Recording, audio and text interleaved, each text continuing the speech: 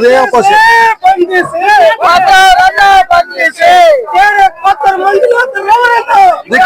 ಧಿಕಾರ ಕೊತ್ತೂರು ಬಂಧಿಸಿ ಕೊಟ್ಟೂರು ಮಂಜುನಾಥ್ ಬಂಧಿಸಿ. ಎಂತ ಸರ್ಕಾರ ಈ ಅಚ್ಚುಕಟ್ಟ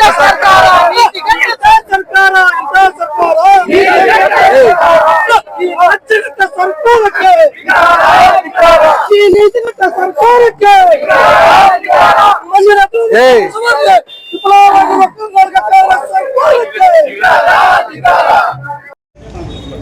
ನಮಗೆ ಬಾಬಾ ಸಾಹೇಬ್ ಅಂಬೇಡ್ಕರ್ ಅವರು ಕೊಟ್ಟಿರ್ತಕ್ಕಂಥ ಮತ್ತು ಬರೆದಿರ್ತಕ್ಕಂಥ ಸಂವಿಧಾನ ಕೇವಲ ದಲಿತರಿಗೆ ಮಾತ್ರ ಸೀಮಿತವಲ್ಲ. ಇಡೀ ಭಾರತ ದೇಶದಲ್ಲಿರ್ತಕ್ಕಂಥ ಎಲ್ಲಾ ಸಮುದಾಯದ ಜನರಿಗೆ ಒಳಪಟ್ಟಂತ ಒಂದು ಸಂವಿಧಾನ. ಅಂತ ಸಂವಿಧಾನದ ಅಡಿಯಲ್ಲಿ ಅವರಿಗೆ ಆದಂತ ಆ ಒಂದು ಜಾತಿವಾರು ಮತ್ತು ಅವರದೇ ಆದಂತ ಸಮುದಾಯಗಳಿಗೆ ಅವರದೇ ಆದಂತ ಜಾತಿ ಪ್ರಮಾಣ ಪತ್ರಗಳನ್ನು ಕೊಟ್ಟಿದ್ದಾರೆ. ಆ ಪ್ರಮಾಣ ಪತ್ರದ ಅಡಿಯಲ್ಲಿ ನಾವು SC, ನಾವು ST, ನಾವು OBC, ನಾವು ಇತರ ಎನ್ನುವಂತ ಜಾತಿ ಪ್ರಮಾಣ ಪತ್ರಗಳನ್ನು ಕೊಟ್ಟಿರ್ತಕ್ಕಂಥ ಅಂತ ಪ್ರಮಾಣ ಪತ್ರದ ಅಡಿಯಲ್ಲಿ ನಮ್ಮದೇ ಆದಂತಹ ರೂಪರೇಷೆಗಳಲ್ಲಿ ನಾವು ಭಾಗವಹಿಸಿರ್ತಕ್ಕಂಥದ್ದು ಮತ್ತು ಸರ್ಕಾರದ ಆಡಳಿತ ಅವಧಿಯಲ್ಲಿ ಸಹ ಇದು ಜಾರಿಗೆ ಬಂದಿರ್ತಕ್ಕಂಥದ್ದು. ಅದಕ್ಕಿಂತ ಮಿಗಿಲಾಗಿ ನನ್ನ ಹೆಸರು G. ಚಿಕ್ಕನಾರಾಯಣ ಅಂತ ಹೇಳಿ, ನಾನು ಕರ್ನಾಟಕ ರಿಪಬ್ಲಿಕನ್ ಸಂಘಟನೆಯ ರಾಜ್ಯ ಪ್ರಧಾನ ಕಾರ್ಯದರ್ಶಿ. ನನ್ನ ಪರಮ ಪೂಜ್ಯ ಗುರುಗಳಾದಂತ ಶ್ರೀ ದಿವಂಗತ ಆಯುಷ್ಮಾನ್ ಜಿಗ್ನಿ ಶಂಕರಣ್ಣನವರು ಅವರು ನನ್ನ ಹೋರಾಟದ ಗುರು, ನನ್ನ ಹೋರಾಟದ ಹಾದಿ, ನನ್ನ ಹೋರಾಟದ ಎಲ್ಲವನ್ನೂ ಕೊಟ್ಟಿರ್ತಕ್ಕಂಥ ನಮ್ಮ ಗುರುಗಳ ಪಾದಗಳಿಗೆ ಈ ಸಂದರ್ಭಗಳ ಅದ್ಭುತವಾದ ಭೀಮ ನಮನಗಳನ್ನು ಸಲ್ಲಿಸ್ತೇನೆ. ಬಂಧುಗಳೇ, ಈಗ ಕೊತ್ತೂರು ಮಂಜುನಾಥ್ರವರು 2013ನೇ ಸಾಲಿನಲ್ಲಿ ಅವರು ದಲಿತ ಸಮುದಾಯಕ್ಕೆ ಸೇರಿದ್ದೇನೆ ಎನ್ನುವಂತ ಜಾತಿ ಪ್ರಮಾಣ ಪತ್ರವನ್ನ ಕದ್ದಿರ್ತಕ್ಕಂಥದ್ದು. ಕದ್ದಿರೋದು ಜೊತೆನಲ್ಲಿ ಅವರ ಜೊತೆಗೂಡಿ ಕೆಲವು ಅಧಿಕಾರಿಗಳು ಇದು ಪರಿಶಿಷ್ಟ ಜಾತಿಗೆ ಸೇರಿರುವಂತ ಅಭ್ಯರ್ಥಿ ಅಂತ ಹೇಳ್ಬಿಟ್ಟು ದೃಢೀಕರಿಸಿಕೊಟ್ಟಿರ್ತಕ್ಕಂಥ ಜಾತಿ ಪ್ರಮಾಣ ಪತ್ರ. ಅವ್ರಿಗೂ ಸಹ ಈ ಸಂದರ್ಭದಲ್ಲಿ ಅವರು ಸಹ ಬಂಧಿಸಬೇಕು, ಅವರ ವಿರುದ್ಧವಾಗಿ ಸಹ ಕಾನೂನು ಕ್ರಮ ಕೈಗೊಳ್ಳಲೇಬೇಕು. ಮೊಟ್ಟ ಮೊದಲ ಬಾರಿಗೆ ಬಾಬಾ ಸಾಹೇಬ್ ಅಂಬೇಡ್ಕರ್ ಅವರು ರಾಜಕಾರಣವನ್ನ ಈ ಒಂದು ದಲಿತ ಸಮುದಾಯಗಳು ಈ ಸಂದರ್ಭದಲ್ಲಿ 21ನೇ ಶತಮಾನದಲ್ಲಿ ಸಹ ದಲಿತ ಸಮುದಾಯಗಳನ್ನು ಎಚ್ಚೆತ್ತುಕೊಂಡಿಲ್ಲ. ನಾನು ನಿಮಗೆ ಅನೇಕ ಕಾಯ್ದೆಗಳನ್ನು ಕೊಟ್ಟಿದ್ದೇನೆ, ನಿಮಗೆ ಆದಂತ ಸಂವಿಧಾನವನ್ನು ಕೊಟ್ಟಿದ್ದೇನೆ ಎನ್ನುವಂತ ರೀತಿಯಲ್ಲಿ ಬಾಬಾ ಸಾಹೇಬ್ ಅಂಬೇಡ್ಕರ್ ಅವರು ಅವರ ನಿದ್ರೆಯನ್ನ, ಅವರ ಯೌವನವನ್ನ, ಅವರ ಬಾಲ್ಯ ಜೀವನವನ್ನ, ಅವರ ಸಾಂಸಾರಿಕ ಜೀವನವನ್ನೆಲ್ಲ ವ್ಯರ್ಥ ಮಾಡಿ ಅವರು ದೇಶ ವಿದೇಶಗಳಲ್ಲಿ ವ್ಯಾಸಂಗ ಮಾಡಿ ಈ ಒಂದು ಭಾರತ ದೇಶಕ್ಕೆ ಮಾತ್ರ ಸೀಮಿತವಲ್ಲದ ಸಂವಿಧಾನವನ್ನ ಇಡೀ ವಿಶ್ವವೇ ಒಪ್ಪುವಂತ ಸಂವಿಧಾನವನ್ನು ಕೊಟ್ಟು ಇವತ್ತಿನ ದಿವಸ ಬಾಬಾ ಸಾಹೇಬ್ ಅಂಬೇಡ್ಕರ್ ಅಮರರಾಗಿರ್ತಕ್ಕಂಥ ಈ ಒಂದು ಭಾರತ ದೇಶದಲ್ಲಿ ದಲಿತ ಸಮುದಾಯವನ್ನು ಕಲಿಯುವಂತ ಕದಿಮರು ಇನ್ನೂ ಇದ್ದಾರೆ ಅಂತ ಹೇಳಿದ್ರೆ ಅಂತ ರಾಜಕಾರಣಿಗಳನ್ನ ಯಾಕೆ ಚೀಮಾರಿ ಹಾಕ್ಬೋದು, ಅಂತ ರಾಜಕಾರಣಿಗಳನ್ನ ಯಾಕೆ ಬಂಧಿಸಬಾರದು? ಕೊತ್ತೂರು ಮಂಜುನಾಥ್ 2013ನೇ ಸಾಲಿನಲ್ಲಿ ಅವರು ಮುಳಬಾಗಿಲು ಮೀಸಲು ಕ್ಷೇತ್ರದಲ್ಲಿ ಗೆದ್ದಿರ್ತಕ್ಕಂಥ ಕೊತ್ತೂರು ಮಂಜುನಾಥ್ ಅವರು ನಾನು ಒಬ್ಬ ಪರಿಶಿಷ್ಟ ಜಾತಿ ಬುಡ್ಕ ಜಂಗಮ ಪರಿಶಿಷ್ಟ ಜಾತಿ ಅಂತ ಹೇಳ್ಬಿಟ್ಟು ಹೇಳಿ ಜಾತಿ ಸರ್ಟಿಫಿಕೇಟ್ ಅನ್ನ ಜಾತಿ ಪ್ರಮಾಣ ಪತ್ರವನ್ನು ಪಡೆದು ಅವರು ಶಾಸಕರಾದರು. ಅಂದಿನಿಂದ ಇಂದಿನವರೆಗೂ ಆ ತಹಲಿಂದ ಈ ತಹಲವರೆಗೂ ಕೊತ್ತೂರು ಮಂಜುನಾಥ್ ಅವರ ವಿರುದ್ಧ ಒಂದಲ್ಲ ಒಂದು ರೀತಿಯ ಹೋರಾಟಗಳನ್ನ ದಲಿತ ಸಂಘಟನೆಗಳು ಮಾಡುತ್ತಾ ಬಂದಿತ್ತು. ಅದು ಕೋಲಾರ ಸತ್ರ ನ್ಯಾಯಾಲಯ, ಬೆಂಗಳೂರು ಉಚ್ಚ ನ್ಯಾಯಾಲಯ, ಸರ್ವೋಚ್ಚ ನ್ಯಾಯಾಲಯ ಸಹ ಕೊತ್ತೂರು ಮಂಜುನಾಥ್ ರವರು ಪಡೆದಿರ್ತಕ್ಕಂಥ ಜಾತಿ ಪ್ರಮಾಣ ಪತ್ರ ಇದು ನಕಲಿ. ಸಂಬಂಧಪಟ್ಟಂತ ಅಧಿಕಾರಿಗಳು ಈ ಒಂದು ಕೊತ್ತೂರು ಮಂಜುನಾಥ್ ರವರ ವಿರುದ್ಧ ಸೂಕ್ತ ತನಿಖೆ ನಡೆಸಿ ಕಾನೂನು ರೀತಿ ಕ್ರಮ ಕೈಗೊಳ್ಳಬೇಕು ಅಂತ ಹೇಳ್ಬಿಟ್ಟು ಸರ್ಕಾರಕ್ಕೆ ವರದಿಯನ್ನು ಕೊಟ್ಟಿದೆ. ಆದರೆ ಸರ್ಕಾರ, ಈ ಒಂದು ಕಾಂಗ್ರೆಸ್ ಸರ್ಕಾರ, ಯಾಕೆ ಕಾಂಗ್ರೆಸ್ ಸರ್ಕಾರ ನಾಚಿಕೆ ಆಗಲ್ವಾ? ದಲಿತರಲ್ಲಿ ನಾವೆಲ್ಲ ಈ ಸಂವಿಧಾನ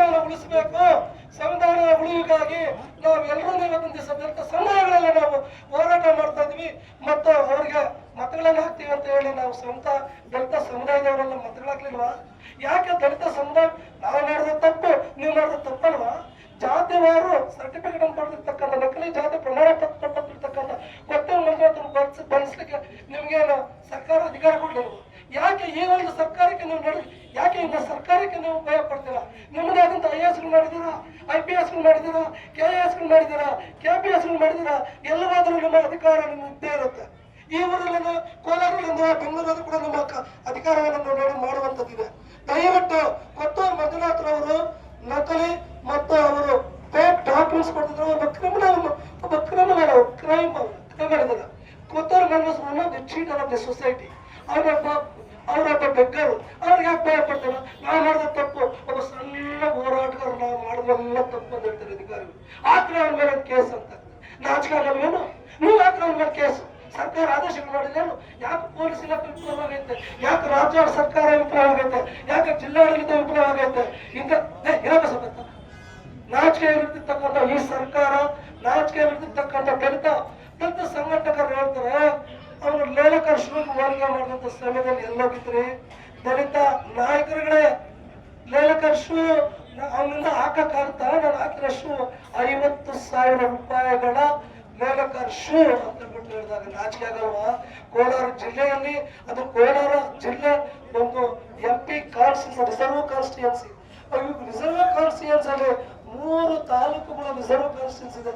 Mulbagal reserve constituency, Bangarpet reserve constituency, KGF reserve constituency. ಇಂಥ ರಿಸರ್ವ್ ಕಾನ್ಸ್ಟಿಟ್ಯೂನ್ಸಿ ಗೆದ್ದಿರ್ತಕ್ಕಂಥ ನಾವು ಈ ದಿನ ಕರ್ನಾಟಕ ರಿಪಬ್ಲಿಕನ್ ಸಂಘಟನೆ ಹಾಗೂ ಪ್ರಜಾ ವಿಮೋಚನಾ ಚಳವಳಿ ಎರಡೂ ಸಂಘಟನೆಗಳು ಕೋಲಾರ ಜಿಲ್ಲಾ ದಲಿತ ಸಂಘಟನೆಗಳ ಒಕ್ಕೂಟಗಳೊಂದಿಗೆ ನಾವು ಸಹ ಈ ದಿನದ ಒಂದು ಹೋರಾಟದಲ್ಲಿ ನಾವು ಭಾಗಿಯಾಗಿ ಈ ಹೋರಾಟವನ್ನು ಯಶಸ್ವಿಗೊಳಿಸಲಿಕ್ಕೆ ನಮ್ಮ ಸಹಮತ ಮತ್ತು ನಮ್ಮ ಒಂದು ಎಲ್ಲ ರೀತಿಯ ಸಂಘಟನೆಯ ಸಿದ್ಧಾಂತಗಳೊಂದಿಗೆ ನಾವು ಸಹ ಭಾಗಿಯಾಗಿ ಈ ಹೋರಾಟವನ್ನು ಯಶಸ್ವಿಯ ಕಡೆಗೆ ನಾವು ಕೊಂಡೊಯ್ದಿದ್ದೇವೆ. ಈ ದಿನ ನಾವು ಕರ್ನಾಟಕ ರಾಜ್ಯದಲ್ಲಿ ಕರ್ನಾಟಕ ಸರ್ಕಾರ ಅಧೀನಕ್ಕೆ ಬಂದಿದ್ದ ಸಂದರ್ಭದಲ್ಲಿ ಏನೇನೆಲ್ಲ ಆಗಬಾರದೆಲ್ಲ ಆಗಿದೆ, ಏನೇನೆಲ್ಲ ನಡಿಬಾರ್ದಾಗಿದ್ದೆಲ್ಲ ನಡೆದಿದೆ. ಅಂಬೇಡ್ಕರ್ಗೆ ಅಪಮಾನ ಆಗಿದೆ ಕಾಂಗ್ರೆಸ್ ಸರ್ಕಾರದಲ್ಲಿ, BJP ಸರ್ಕಾರದಲ್ಲಿ ಆಗಿದೆ, JDS ಸರ್ಕಾರದಲ್ಲಿ ಆಗಿದೆ. ಆದರೆ ಯಥೇಚ್ಛವಾಗಿ ಕಾಂಗ್ರೆಸ್ ಸರ್ಕಾರದಲ್ಲಿ ದಲಿತರ ಮೇಲೆ ಬರ್ತಕ್ಕಂಥ ದೌರ್ಜನ್ಯಗಳು, ದಬ್ಬಾಳಿಕೆಗಳು, ಅಂಬೇಡ್ಕರ್ಗೆ ಆಗ್ತಕ್ಕಂಥ ಅವಮಾನಗಳು ಯಥೇಚ್ಛವಾಗಿ ಆಗ್ತಕ್ಕಂಥ ಕಾಂಗ್ರೆಸ್ ಸರ್ಕಾರದಲ್ಲಿ ನಾವು ಅಂಥ ಒಂದು ಸಂದರ್ಭದಲ್ಲಿ ನಾವು ಕರ್ನಾಟಕ ರಿಪಬ್ಲಿಕನ್ ಸಂಘಟನೆಯ ದಲಿತ ಸಂಘಟನೆಗಳ ಒಗ್ಗೂಡಿ, ದಲಿತ ಸಂಘಟನೆಗಳೊಂದಿಗೆ ಒಗ್ಗೂಡಿ ನಾವು ಸಹ ಕರ್ನಾಟಕ ದಲಿತ ಸಂಘಟನೆಗಳ ಒಕ್ಕೂಟದೊಂದಿಗೆ ನಾವು ಭಾಗಿಯಾಗಿ ಈ ದಿನದಿಂದ ನಾವು ಕೋಲಾರ ಜಿಲ್ಲೆಯಲ್ಲಿ ಒಬ್ಬ ದಲಿತ ಶಾಸಕನೆಂದು ಹೇಳಿ ಜಾತಿ ಪ್ರಮಾಣ ಪತ್ರವನ್ನು ಕದ್ದಿರ್ತಕ್ಕಂಥ ಕೋಲಾರ ಜಿಲ್ಲೆಯ ಮುಳಬಾಗಿಲು ತಾಲೂಕಿನ ಕೊತ್ತೂರು ಆತನ ನೆಲೆ ಮತ್ತು ಆತನ ವಾಸಸ್ಥಳ.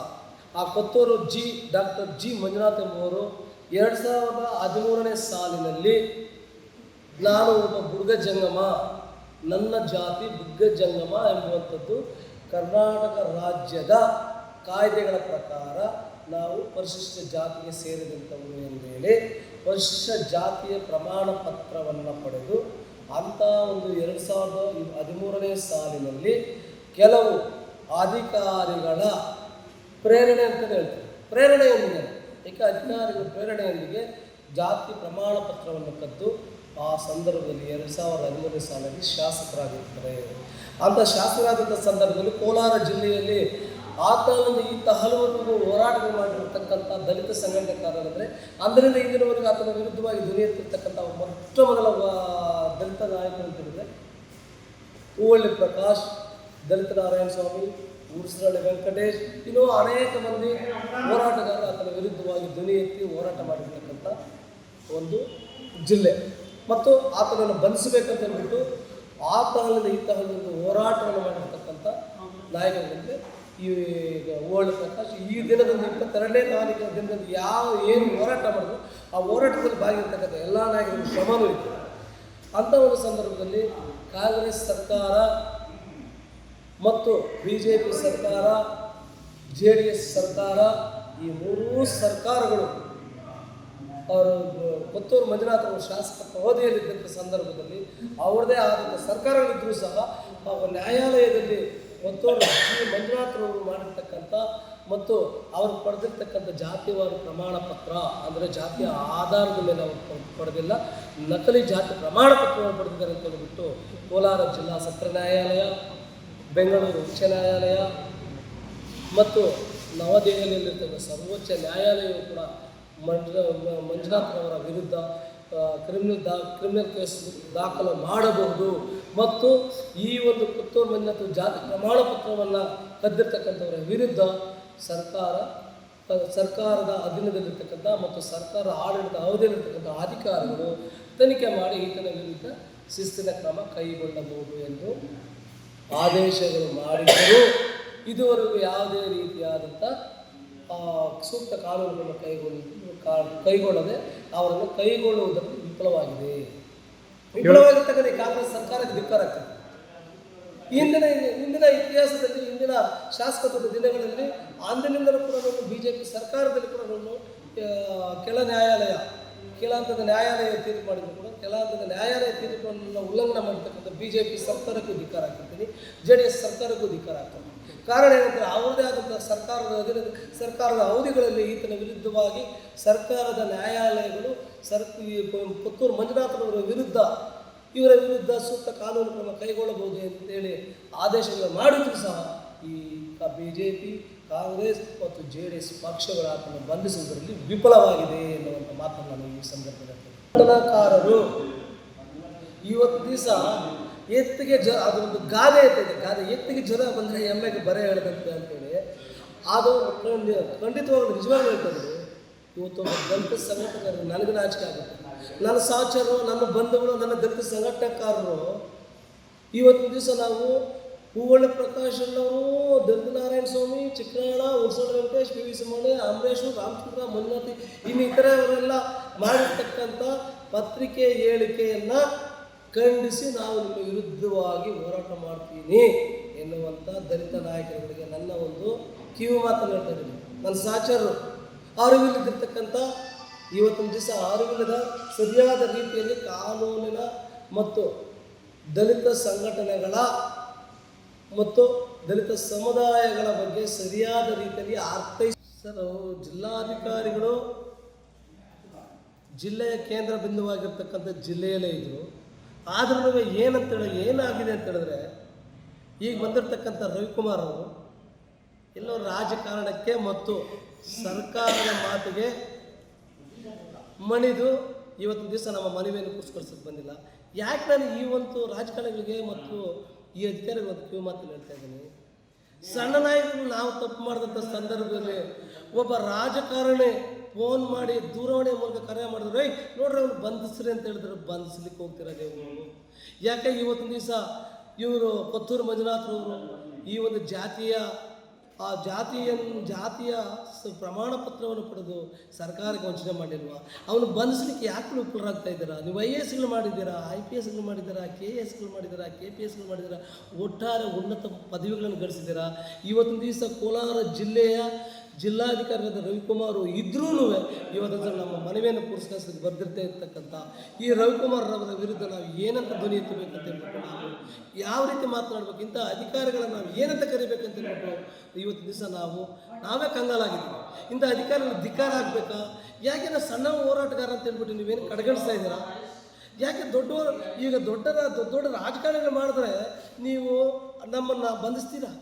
ನೀವು ತಪ್ಪು ಮಾಡಿದ್ರೆ ಇಂಥ ರಾಜಕಾರಣಿಗಳನ್ನು ತಪ್ಪು ಮಾಡಿದ್ರೆ ನಾವು ದಂಡಿಸಬಾರ್ದ? ನಾವು ನಮ್ಮ ಆಕ್ರೋಶವನ್ನು ವ್ಯಕ್ತಪಡಿಸಬಾರ್ದ? ದಯವಿಟ್ಟು ಮಾನ್ಯ ಜಿಲ್ಲಾಧಿಕಾರಿಗಳೇ, ದಯವಿಟ್ಟು ನೀವು IAS ಮಾಡಿರ್ತಕ್ಕಂಥವ್ರು, ಇಂಡಿಯನ್ ಅಡ್ಮಿನಿಸ್ಟ್ರೇಟಿವ್ಸ್ ಮಾಡಿರ್ತಕ್ಕಂಥವ್ರು, ನೀವು ಎಲ್ಲಿ ಬೇಕಾದ್ರೂ ನಿಮ್ಮ ಕಾರ್ಯವೈಖರಿ ಇದೇ ರೀತಿ ಇರುತ್ತೆ. ದಯವಿಟ್ಟು ದಲಿತರ ಹೋರಾಟಗಳನ್ನು ಪರಿಶೀಲಿಸಿ ಮತ್ತು ದಲಿತರ ಹೋರಾಟದ ಮನವಿಗಳನ್ನು ನೀವು ಪರಿಗಣಿಸಿ ಪುರಸ್ಕರಿಸಿ ದಲಿತರಿಗೆ ದಯವಿಟ್ಟು ನೀವು ಮಾನ್ಯತೆಯನ್ನು ಕೊಡಿ ಅಂತ ಹೇಳ್ಬಿಟ್ಟು ನಾನು ಈ ಸಂದರ್ಭದಲ್ಲಿ ಮಾನ್ಯ ಗೌರವಾನ್ವಿತ ಜಿಲ್ಲಾಧಿಕಾರಿಗಳಿಗೆ ನಾನು ಮನವಿ ಮಾಡ್ತಾ ಇದ್ದೀನಿ. ದಯವಿಟ್ಟು ಇಂಥ ಒಂದು ಸಂದರ್ಭ ಬಂದಾಗ ದಯವಿಟ್ಟು ದಲಿತರ ಕೂಗು ನಿಮಗೆ ಕೇಳಿಸ್ತಾ ಇದೆಯೋ ಇಲ್ಲ ಅಂತ ನನಗೆ ಗೊತ್ತಿಲ್ಲ. ಯಾಕೆ ದಲಿತರು ದಲಿತರ ಹುಟ್ಟಿದೇ ತಪ್ಪ? ನಾವು ದಲಿತರು ಬೆಳೆಯೋದೇ ತಪ್ಪ? ನಾವು ದಲಿತರು ಹೋರಾಟ ಮಾಡೋದೇ ತಪ್ಪ? ಭ್ರಷ್ಟತನವನ್ನು ನಾವು ಖಂಡಿಸೋದೇ ತಪ್ಪ? ದಯವಿಟ್ಟು ಮನದಟ್ಟು ಮಾಡಿಕೊಡ್ರಿ ಜಿಲ್ಲಾಧಿಕಾರಿಗಳೇ. ನೀವು ನೂತನವಾಗಿ ಬಂದಿದ್ದೀರಾ. ನೂತನವಾಗಿ ಬಂದಿರತಕ್ಕಂಥ ಈ ಒಂದು ಜಿಲ್ಲಾಧಿಕಾರಿ ಕೋಲಾರದ ರಾಜಕಾರಣ ಬಹಳಷ್ಟು ವಿಭಿನ್ನವಾಗಿರ್ತಕ್ಕಂಥ ರಾಜಕಾರಣ. ದಯವಿಟ್ಟು ಇವು ಮೈಂಡೇಟ್ ಜಿಲ್ಲಾಧಿಕಾರಿಗಳೇ ನೀವು ಮಂದಟ್ ಮಾಡ್ಕೊಳ್ಳಿ ಪ್ಲೀಸ್. ನಾನು ನಿಮ್ಮನ್ನು ನಮ್ಮ ಒಂದು ಮನವಿಯನ್ನು ಪುರಸ್ಕರಿಸಲಿಕ್ಕೆ ಬರೆದಿರ್ತಕ್ಕಂಥ ಜಿಲ್ಲಾಧಿಕಾರಿ ಧಿಕ್ಕಾರ ಹಾಕಬೇಕಾಗಿತ್ತು. ಆದರೆ ನೀವು ಹೊಸದಾಗಿ ಬಂದಿರತಕ್ಕಂಥ ರಾಜಕಾರಣಕ್ಕೆ ಮಣಿದಿದ್ದೀರಾ. ದಯವಿಟ್ಟು ರಾಜಕಾರಣಕ್ಕೆ ಮಣಿಬೇಡ್ರಿ. ರಾಜಕಾರಣ ಇವತ್ತಿರುತ್ತೆ, ನಾಳೆ ಹೋಗುತ್ತೆ. ರಾಜಕಾರಣ ಅಲ್ಪವಿದ್ಯೆ ಮಹಾಗರ್ವಿಗಳು. ಇವತ್ತು ನೀವು IAS ಮಾಡಿರ್ತಕ್ಕಂಥವ್ರು ಈಗ ರಾಜಕಾರಣ ಕೊತ್ತೂರು ಮಂಜು IAS ಮಾಡಿದ್ದಾನ? No, impossible. ಮಾಡಿರ್ತಕ್ಕಂಥ ಕೇವಲ SLC ಆನ್ PUC. ಈಗಿನ ರಾಜಕಾರಣ ದಯವಿಟ್ಟು ಯಾರೂ ಪದವಿಗಳನ್ನು ಗಳಿಸದೇ ಇರತಕ್ಕಂಥ ರಾಜಕಾರಣಗಳು ಅಲ್ಪವಿದ್ಯೆಗಳು. ಇವತ್ತಿನ ಅಲ್ಪವಿದ್ಯೆಗಳ ರಾಜಕಾರಣದಿಂದ ಇವತ್ತಿನ ದಿವಸ ಕರ್ನಾಟಕ ರಾಜ್ಯದಲ್ಲೆಲ್ಲ ಭಾರತ ದೇಶಾದ್ಯಂತ ಇವತ್ತಿನ ದಿವಸ ಅಲ್ಪವಿದ್ಯೆಯ ರಾಜಕಾರಣಿಗಳು ರಾಜಕಾರಣ ಮಾಡುವ ಕಾರಣದಿಂದಾಗಿ ಇವತ್ತಿನ ದಿವಸ ಪರಿಸ್ಥಿತಿ ಹದಗೆಟ್ಟು ದಲಿತರ ಮೇಲೆ ಯಥೇಚ್ಛವಾಗಿ ದೌರ್ಜನ್ಯಗಳು ನಡೀತಾ ಇದೆ. ದಲಿತರ ಬಗ್ಗೆ ಕಾಳಜಿ ವಹಿಸಬೇಕಿದೆ. ದಲಿತನೇ ಕಾಪಾಡಬೇಕು. ದಲಿತರಿಗೇನೆ ರಕ್ಷಣೆನೇ ವಿನಃ ಸರ್ಕಾರ ರಕ್ಷಣೆ ಮಾಡುವಂಥದ್ದು ಸಾಧ್ಯ ಇಲ್ಲ. ದಲಿತ ರಾಜಕಾರಣಿಗಳು ಯಾರು ರಕ್ಷಣೆ ಮಾಡಲ್ಲ. ದಲಿತ ರಾಜಕಾರಣಿಗಳೇ ದಲಿತರ ಮೇಲೆ ಕೇಸುಗಳಾಗಿಸುವಂಥ ಸಂದರ್ಭ ಉದ್ಭವಿಸುತ್ತೆ. ಅಂಥ ರಾಜಕಾರಣಿಗಳು ಕೂಡ ನಾವು ಈ ಸಂದರ್ಭದಲ್ಲಿ ಧಿಕ್ಕಾರ ಹಾಕ್ತಿದ್ವಿ. ದಯವಿಟ್ಟು ಮಾನ್ಯ ಅಧಿಕಾರಿಗಳಿಂದ ಮನವಿ ಮಾಡ್ಕೊತಿದ್ದೀವಿ, ರಾಜಕಾರಣಿಗಳ ಮಾತಿಗೆ ಮಣಿಯಬೇಡಿ ಅಂತ ಹೇಳ್ಬಿಟ್ಟು ನಾವು ಈ ಸಂದರ್ಭದಲ್ಲಿ ಹೇಳಿ ನನ್ನ ಮಾತನ್ನು ಮುಗಿಸ್ತಾ ಇದ್ದೀವಿ. ಜೈ ಹಿಂದ್, ಜೈ ಭೀಮ್, ಜೈ ಕರ್ನಾಟಕ. ಏನು ಇವತ್ತಿನ ದಿವಸ 22/1/2025ನೇ ತಾರೀಕು ಕೊತ್ತೂರು ಮಂಜುನಾಥ್ ವಿರುದ್ಧ ಧರಣಿಯನ್ನು ಹಮ್ಮಿಕೊಂಡಿದ್ದು ಕೋಲಾರ ಜಿಲ್ಲೆಯಲ್ಲಿ. ಕೊತ್ತೂರು ಮಂಜುನಾಥ್ ಅವರು ಪರಿಶಿಷ್ಟ ಜಾತಿಗೆ ಸೇರಿದವರೆಂದು ಕ್ಯಾಸೆಟ್ ಮಾಡಿಕೊಂಡು 13ನೇ ಸಲ ಮುಳಬಾಗಿಲು ತಾಲೂಕಲ್ಲಿ ಶಾಸಕರಾಗಿರ್ತಾರೆ. ಶಾಸಕರಾಗಿದ್ದರಿಂದ ಕೋರ್ಟ್ ನ್ಯಾಯಾಲಯ ಮೊರೆ ಹೋಗಿ ನ್ಯಾಯಾಲಯದಲ್ಲಿ ಬಂದು ಪರಿಶಿಷ್ಟ ಜಾತಿ ಸೇರಿದವರಲ್ಲ ಅಂತ ಹೇಳ್ಬಿಟ್ಟು ಸೆಕ್ಷನ್ ಕೋರ್ಟಿಂದ ಹಿಡ್ಕೊಂಡು ಹೈಕೋರ್ಟು, ಸುಪ್ರೀಂ ಕೋರ್ಟಲ್ಲಿ ಕೂಡ ತೀರ್ಪು ಪ್ರಕಟಣೆ ಆಗಿದ್ದರೂ ಸಹ ಅವ್ರ ಮೇಲೆ ಕ್ರಿಮಿನಲ್ ಮೊಕದ್ದಮೆ ಉಳಿಬೇಕಂತ ಆಗಿದೆ. ಆದ್ರೂ ಈ ಸರ್ಕಾರ ಅವ್ರ ವಿರುದ್ಧ ಯಾವುದೇ ಕಾನೂನು ಕ್ರಮ ತಗೊಂಡಿರೋದಿಲ್ಲ. ಅದು ಖಂಡನೀಯ. ಯಾರೇ ಒಂದು ವ್ಯಕ್ತಿ ಕಾನೂನು ಕ್ರಮವನ್ನು ಉಲ್ಲಂಘನೆ ಮಾಡಿದರೆ ಅಂಥವ್ರ ವಿರುದ್ಧ ಕಠಿಣ ಕಾನೂನು ಕ್ರಮ ಮಾಡ್ತಾರೆ, ಅಂಥವ್ರನ್ನ ಅರೆಸ್ಟ್ ಮಾಡ್ತಾರೆ, ಅವ್ರನ್ನ FIR ಹಾಕಿ ಜೈಲಿಗೆ ಹಾಕ್ತಾರೆ. ಆದರೆ ಕೊತ್ತೂರು ಮಂಜುನಾಥ್ ಅವರು ಶಾಸಕರಾಗಿದ್ದಾರೆ. ಜನರಿಗೆ ವಂಚನೆ 2 ಲಕ್ಷ ಜನರಿಗೆ ವಂಚನೆ ಮಾಡಿ ಮುಳಬಾಗಿಲಲ್ಲಿ ಶಾಸಕರಾಗಿ ರಾಜಾರೋಷವಾಗಿ ಮೆರೆದಿರ್ತಾರೆ. ಇವಾಗ ಜನರಲ್ ಆಗಿ ಕೋಲಾರಲ್ಲಿ ಕೂಡ ಶಾಸಕರಾಗಿ ಮುಂದುವರಿಸ್ಕೊಂಡು ಹೋಗ್ತಾರೆ.